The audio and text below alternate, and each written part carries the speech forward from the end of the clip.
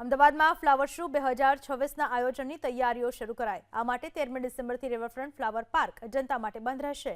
Ahmedabad municipal corporation અને Sabarmati riverfront development corporation limited દર વર્ષે ફ્લાવર શોનું આયોજન કરે છે।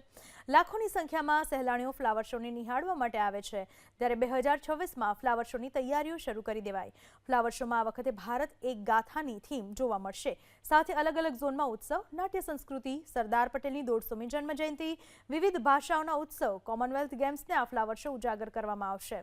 जान्युआरीना पहला अठवाडियामां आ फ्लावर शो खुल्लो मुकाशे।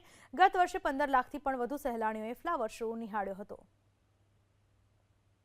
फ्लावर शो 2026ની તૈયારીઓ હવે શરૂ થઈ ગઈ છે, જેને લઈને જે રિવરફ્રન્ટ ફ્લાવર પાર્ક છે કે અને મૂન ટ્રેલ છે કે જે જાહેર જનતા માટે આજથી બંધ કરવામાં આવ્યું છે। અમદાવાદ મ્યુનિસિપલ કોર્પોરેશન તેમજ Sabarmati riverfront development corporation limited દ્વારા દર વર્ષે ફ્લાવર શોનું ભવ્યથી ભવ્ય આયોજન કરે છે, જેમાં લાખોની સંખ્યામાં જે સહેલાણીઓ આવે છે, જે દેશ વિદેશના જે ફૂલો છે તે નિહાળતા હોય છે। જો કે અલગ અલગ સ્કલ્પચર બનાવવામાં આવે છે, ત્યારે આ વખતે ફ્લાવર શો 2026માં ભારત એક ગાથાની થીમ ઉપર ફ્લાવર શો યોજાવા જઈ રહ્યું છે, ત્યારે તેની જે તૈયારીઓ છે તે હવે શરૂ કરી દેવામાં આવ્યું છે। લેન્ડસ્કેપ ગાર્ડન માટેની પણ જે તૈયારીઓ છે તે શરૂ કરી દેવામાં આવી છે, ત્યારે આજથી જ જાહેર જનતા માટે આ જે ફ્લાવર પાર્ક અને મૂન ટ્રેલ પાર્ક છે કે જે બંધ રાખવામાં આવ્યું છે।